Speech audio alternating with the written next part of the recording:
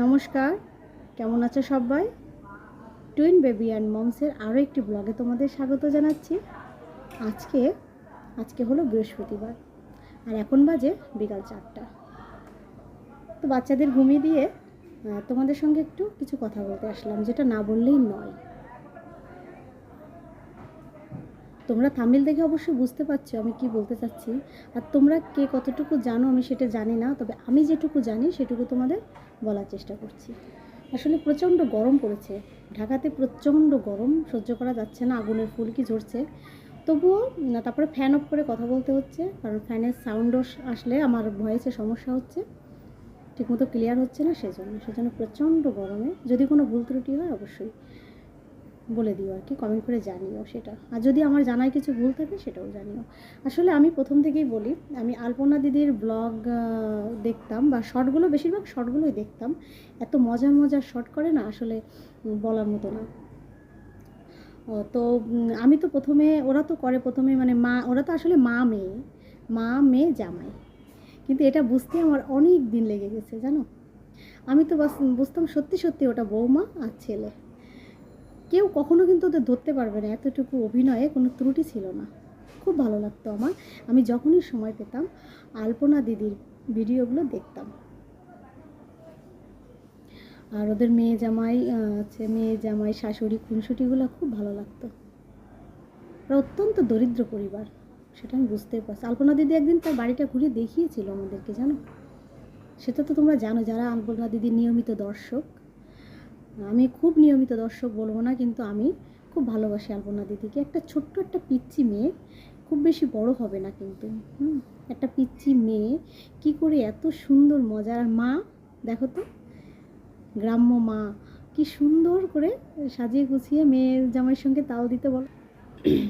আসলে আলপনা দিদির ভিডিও নিয়ে জানি না আমার কিছু বলার সাহস আছে কি না বা অধিকার আছে কি না, কারণ আমি ছোট্ট একজন ইউটিউবার, ছোট্ট। আর আলপনা দিদি অনেক বড় ইউটিউবার।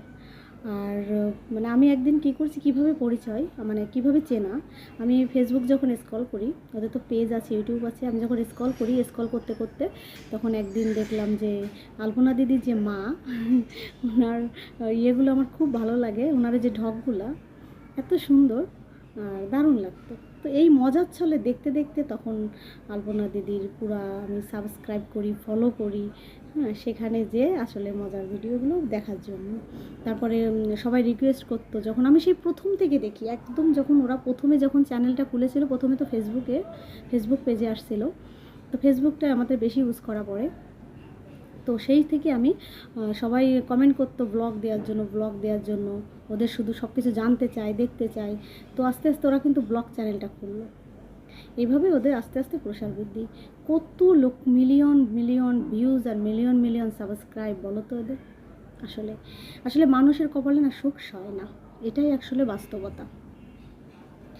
আলপনা দিদি কি হয়েছিল সেটা তো তোমরা অনেকেই এতদিন ইউটিউবে জেনেছো, জানি, যে যার মতো করে জানো, আর যে যার মতো করে দেখেছে শুনেছে। আমরা সেখানে নেই, সেখানে যেতে পারছি না, সেখানে করতে পারছি না কিছু। তারপরও আমরা আলপনা দিদির স্বামীর মুখ থেকে আমি শুনেছিলাম, যখন সে অসুখের চিকিৎসা করাতো তখন ওরা লাইভে এসে কিছু বলেছিল এবং ভিডিও করে ওরা মানে ওদের ভিউয়ার্সদের জানিয়ে দিয়েছিল। আলপনা দিদি কিন্তু অনেক দিন ধরে অসুস্থ, অনেক দিন ধরে। বিভিন্ন চেহারা দেখলে বোঝা যেত, যে দেখেছো, বিভিন্ন মানে চোখের নিচে কালি দেখা যেত, বিভিন্ন অসুস্থ মানুষের আগে যেরকম দেখা যায়। অল্পনা দিদির একবার অপারেশন হয়েছিল, কিডনিতে পাথর হয়েছিল, সেটা অপারেশন করেছে। আর আসলে না, অনেক দরিদ্র পরিবার ছিল, তো ঠিকমতো মানে পুষ্টি খাবারটা ঠিকমতো খায়নি। আর অসুখ বিসুখের জন্য যে চিকিৎসার খরচ হয়তো বা ঠিকমতো প্রথম থেকে অবহেলা করেছে, প্রথম থেকে যে অবহেলা করেছে সেটা বোঝা যায়। এটাই হচ্ছে আসল ব্যাপারটা, প্রথম থেকে খুব অবহেলা করে ফেলেছে, আর নানান অসুখে জর্জরিত ছিল। আর এই যে ভিডিও করা, এগুলো যে কতটা চাপের সেটা কিন্তু আমরা বুঝতে পারি। সংসার সামলিয়ে, সব কিছু সামলিয়ে, এই যে একটু কথা বলা, একটু ভিডিও করা, একটু ক্যামেরা ধরা, এটা খুবই কষ্টের, সেটা আমরা জানি। এগুলো করতে গেলে না ওদিক হয় না, ওদিক করতে গেলে ওদিক হয় না, ওদিকগুলো ঠিক করে রাখতে এটা করতে গেলে আর হয় না, তখন আমাদের ছাড় দিতে হলে ভিডিওটাকেই ছাড় দিতে হয়। তো যাই হোক, আলপনা দিদির প্রথমে তো কিডনিতে পাথর হয়েছিল, স্টোন যেগুলো বলে, ওগুলো অপারেশন করার পরে কিছুটা সুস্থ অসুস্থ হয়েছিল, তবে ব্লাড কম পেয়েছিল, অ্যানিমিয়া ছিল, হিমোগ্লোবিন কম ছিল, সব কিছু মিলিয়ে একটা শারীরিক সমস্যা ছিল। হ্যাঁ, তারপরে গলগণ্ডে ওখানে যে পাথর হয়েছিল সেটা অপারেশন করতে গেলেই ঘটে নানা বিপত্তি, সেখানে আবার মিনি স্ট্রোক করে, ব্রেন স্ট্রোক করে ফেলে। এগুলো চাপটা নিতে পারেনি। আসলে আমাদের শরীরের কন্ডিশন যদি ভালো না থাকে, হ্যাঁ, মানে একে তো অনেক দিন ধরে দুর্বল, ঠিকমতো খাওয়া দাওয়া করছে না, হচ্ছে না, হ্যাঁ, অনেকটা অবহেলা করেছে। আলপনা দিদি নিজেও অনেক অবহেলা করেছে, তার মা, স্বামী সবাই কিন্তু মানে তার অসুখটা জানি না কেমনে কেমনে তার কিন্তু চিকিৎসাটা অবহেলা করা হয়ে গেছে প্রথম দিকে এত বুঝতে পারেনি যে এতটা বড় বিপর্যয় হতে পারে। আসলে ঠাকুর যে কী করবে সে নিজেই জানে, আমরা কিন্তু জানি না। আসলে খুব খারাপ লাগছে, আমার খুব খারাপ লাগছে, এত ছোট একটা মেয়ে এত অল্প বয়সে চলে গেল। আর কেমন কী হবে, তার স্বামীর কী হবে, তার মার কী হবে, তার মার তো আর কেউ নেই। আলপনা দিদি তো বাবা নাই, মা বিধবা। এই মেয়েকে নিয়ে একটা মাত্রই সন্তান, তাকে নিয়ে বেঁচে ছিল। তারপরে জামাইয়ের সহযোগিতায় তারা ভিডিওগুলো করে তারা কিছু অর্থ কামাতো, টুকটাক হয়তো নিজেদের চলতো, কারণ তারা ঘর আস্তে আস্তে হয়তো তারা একটা ঘরও বানাতে পারতো। আলপনা দিদি একদিন দেখিয়েছিল তার শোয়ার জায়গা, মাত্র 2টা ঘর তাদের, আর কি খারাপ কন্ডিশন ছিল সেটা তো এখনও আছে। হয়তো আস্তে আস্তে আমাদের সবার ভালোবাসায় হয়তো আলপনা দিদিও একদিন ঘর তুলতে পারতো, কিন্তু সে সুখের মুখ তো সে দেখতে পারলো না। তার জন্য তো সময় দিতে হবে। খুব বেশি দিনের কিন্তু চ্যানেল না তাদের, ফেসবুক, তাদের পপুলারিটি খুব বেশি দিনের যে তা কিন্তু না, অল্পতেই সবার মন কেড়ে নিয়েছিল। ভোকাল কর্ড, অনেকেই কিন্তু যে ভোকাল কর্ডে স্টোন কিন্তু অপারেশন হচ্ছে, অ্যাভেলেবেল হচ্ছে, কিন্তু কোনো ব্যাপার না। হ্যাঁ, কিন্তু ওই যে আলপনা দিদি যে দুর্বল ছিল, কিডনিতে পাথর হয়েছিল, সেটা ওটি হয়েছে, ডাক্তার বলেছে অ্যানিমিয়া আছে, মানে রক্তের সমস্যা আছে, হিমোগ্লোবিন কম শরীরে, এই যে নানান ত্রুটি বিচ্যুতি ছিল শরীরে, সেজন্য আলপনা দিদির শরীর খুব দুর্বল ছিল, সেজন্য সেই চাপটা, প্রেশারটা নিতে পারেনি। একটা ফিরে যখন ভোকাল কর্ডে তার অপারেশন হলো, স্টোন পাথরের গলগণ্ডে, যাই হোক, আমি নিজেও এত ব্যাখ্যা জানি না, যে অপারেশনটা হলো সেটার ধাক্কা সে নিতে পারেনি, সেজন্য সে স্ট্রোক করেছে, ব্রেন স্ট্রোক করে তখনই সে মারা গেছিল। তাকে অন্য হসপিটালে রেফার করা হয়েছিল।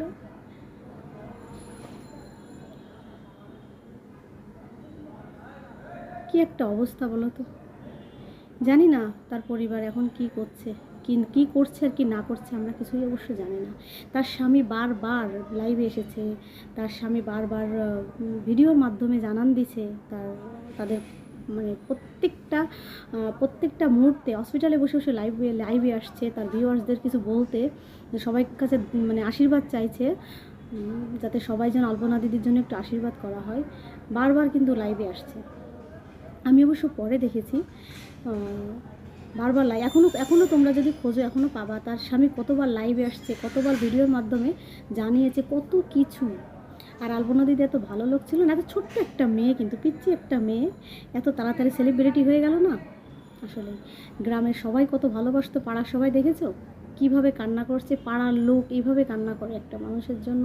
আর সবাইকে নিয়েই কিন্তু লাস্টে ভিডিও বানাতো, অনেককে দেখিয়েছে তার ব্লগের মাধ্যমে, অনেককে দেখিয়েছে, পরিচয় করে দিয়েছে, কোনো মনে অহংকার ছিল না। আসলে ভালো লোকের স্থান তো আমাদের এই পৃথিবীতে নাই, সেজন্য ঈশ্বর তাকে তারা নিয়ে গেছে। আমরা তো জানি না, আমরা শুধু কান্না করি যে মারা গেল। আসলে কেন মারা গেল? হয়তো ঈশ্বরের কাছে কয়েকদিন সময় কম চেয়েছিল। আমরা যখন অভিমন্যু যখন মানে সে কি বলে মারা গেল, চক্রব্যূহে ঢুকলো, তখন সে তো বেরোতে পারতো না, তখন সে মারা গেল, তখন সে তো মায়ের গর্ভে থেকে চক্রব্যূহে ঢোকা শিখেছিল। তার অর্জুন যখন সুভদ্রাকে চক্রব্যূহ কীভাবে ঢুকতে হয় আর কীভাবে বেরোতে হয় সে গল্প বলছিল, তখন তো অভিমন্যু তার মায়ের গর্ভে ছিল 7 মাস। এই জন্যই বলে যে 7 মাসের পর থেকে বাচ্চাদের কান ফুটে যায়, কান হয়ে যায়, তখন আমরা যা করি তাদের বুদ্ধিও এসে যায়, আমরা যা করি, আমরা যা বলি সেগুলো বাচ্চার উপর প্রতিফলিত হয়। এটা কিন্তু আমাদের হিন্দু শাস্ত্রে নিয়ম আছে, সেটা তো তোমরা অবশ্যই জানো। তো 7 মাসের 7 খাওয়ার পরে, 7 ভক্ষণের পরেই সুভদ্রাকে অর্জুন একদিন বলেছিল। তো সুভদ্রা শুনতে শুনতে ঘুমিয়ে পড়েছিল। সে শুনেছিল চক্রব্যূহে কীভাবে ঢুকতে হয়, কিন্তু কীভাবে বেরোতে হয় সেটা সে শোনার আগেই ঘুমিয়ে গিয়েছিল। সেজন্যই অভিমন্যু আর চক্রব্যূহটা বেরোতে পারেনি। সবই ভগবানের লেখা। তো অভিমন্যু যখন মারা গেল তখন তো সবাই কান্নাকাটি। তখন সুভদ্রা শ্রীকৃষ্ণকে জিজ্ঞেস করলো, দাদা দাদা এ কী হলো, কেন দাদা হলো, তুমি তো ভগবান, তা আমার সন্তান কেন তুমি এভাবে নিয়ে গেলে? তখন সুভদ্রাকে বলেছিল, সে ছিল চন্দ্রের ছেলে, স্বর্গে সে চন্দ্রের ছেলে, তার একটা নাম ছিল। তো যখন কুরুক্ষেত্রে যুদ্ধের জন্য সবাই পৃথিবীতে আসছে, ভগবানেরা আসছে, অবতার রূপে শ্রীকৃষ্ণ যখন অবতার রূপে আসলো, বিষ্ণু যখন শ্রীকৃষ্ণ অবতারে আসলো, তখন তো অর্জুন সবাই তো স্বর্গের, কেউ না কেউ ভগবান, কেউ সবই স্বর্গের, মানে এদের ঈশ্বর ক্ষমতা আছে, কিন্তু এরা ঈশ্বর না। কিন্তু সবাই স্বর্গ থেকে যখন মানুষ জন্ম নিয়ে পৃথিবীতে আসলো, তখন চন্দ্রের ছেলেকে চাওয়া হয়েছিল কোনো জন্ম নিয়ে অভিমন্যু জন্মরূপে আসার জন্য। তো চন্দ্র বলেছিল তার সন্তানকে সে পাঠাবে না, কিন্তু শ্রী বিষ্ণুর আদেশ এবং ভগবানের লিখন, তারও কোনো অভিশাপ ছিল, কারণ মানব জন্ম তো অভিশাপ ছাড়া হয় না, কোনো না কোনো জন্মের অভিশাপে মানব জন্ম হয়, কারণ মানব জন্মে সুখ দুঃখ বেশি থাকে। স্বর্গের সুখ ছেড়ে যখন মানব জন্মে আসতে হয় তখন বুঝতে পারছো অবশ্যই অভিশাপ থাকে। ভগবান তো এসেছে নিজের জন্য না, সবাইকে উদ্ধার করার জন্য, তার কোনো স্বার্থ ছিল না, বরঞ্চ সে আর অভিশাপ খেলো, গান্ধারীর অভিশাপকে সে ধ্বংস হয়ে গেল, সেটা তো তোমরা জানোই। তো চন্দ্র তার ছেলেকে খুব ভালোবাসতো। আমি কিন্তু প্রচণ্ড ঘামছি, দেখছো প্রচণ্ড গরম পড়ছে, আর ফ্যানটা অফ রেখে কথা বলতে হচ্ছে। তা চন্দ্র কিন্তু ছেলেকে আসতে দিবে না, তাকে জোর করে বুঝিয়ে সুজিয়ে বিষ্ণু তাকে অভিমন্যু রূপে পাঠিয়েছে অর্জুনের সন্তান হিসেবে।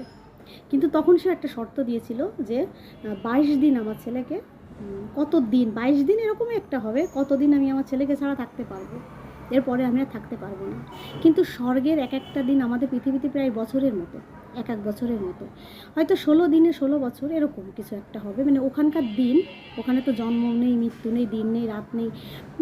তখন সেজন্য তাদের কি হলো যে সে স্বর্গের হিসাব করে আমাদের পৃথিবীতে অনেক এত বছর হবে। তো সেই কথা শ্রীকৃষ্ণ তখন তাকে সেই কথা দিয়ে তাকে মর্তে নিয়ে এসেছিল অভিমন্যু রূপে, অর্জুনের পুত্র রূপে। কিন্তু যখন সে মারা গেল, তাই বলছে ও পিতাকে কথা দিয়ে এসেছিল আমি এতদিন পর তোমার কাছে ফিরে আসব, আর আমরাও তার পিতাকে কথা দিয়ে এসেছিলাম এই এতদিন পরে তার কাছে তার সন্তান ফিরিয়ে দেব। তো এতদিন মানে আজ তার 16 বছর বা 17 বছর এরকম, মর্তের এত বছর হয়। তাহলে কেঁদো না, এটা নিয়তির বিধান। তা আমি সেরকম বলছি, আলপনা দিদি হয়তো ছোট্ট একটা মেয়ে, সে হয়তো কথা দিয়ে এসেছিল কাউকে, সে হয়তো ফিরে যাবে, বা ভগবানও হয়তো কথা দিয়েছিল তাকেও এই সময় ফিরিয়ে দেব, তা সেটাই হয়তো হয়েছে, এছাড়া তো আমাদের আর কোনো ব্যাখ্যা নেই। তা সবাইকে বলবো, ধৈর্য দাও, শক্তি দাও, ধৈর্য। ভগবান যেন আলপনা দিদির মাকে ধৈর্য দেয়, শক্তি দেয়, এই শোক বহন করার শক্তি দেয়, ক্ষমতা দেয়, তার স্বামীকেও যেন শক্তি দেয় এই শোক বহন করার, এছাড়া আর কিচ্ছুই বলার নেই। আসলে মানুষের কপালে সুখ সয় না, সেটা আলপনাকে দিদিকে দেখেই কিন্তু বোঝা যায়। দেখো এতটুকু পিচ্চি একটা মেয়ে, গরিবের ঘরে জন্ম, এবং গরিবের বউই ধরতে গেলে, তা তারা কত কষ্ট করে এই পর্যন্ত এসেছে বলো। জীবনে হয়তো সুখ স্বাচ্ছন্দ্য পায়নি কোনো দিন, হয়তো 3 বেলা খেতেও পেয়েছে কিনা ঠিক মতো সেটাও আমি জানি না, কারণ আলপনা দিদির বাবাকে তো কখনো দেখায়নি, তার মা বিধবা, তারা গরিব মানুষ, তাদের তো তোমরা দেখেই বুঝেছো তারা কতটা কষ্ট করে আজকে এখানে এসেছে বলো তো। ঠাকুরের আশীর্বাদেই কিন্তু তারা এখানে এসেছে, তাদের ভিডিওগুলো ভাইরাল হয়েছে, পছন্দ করেছি আমরা সবাই, ভিউয়ার্স, এত লক্ষ লক্ষ ভিউয়ার্স কেন তাদের ভিডিও দেখে বলো? আলপনা দিদিকে ভালোবাসে, তার মাকে ভালোবাসে, তার স্বামীকে ভালোবাসে, কেন বলো?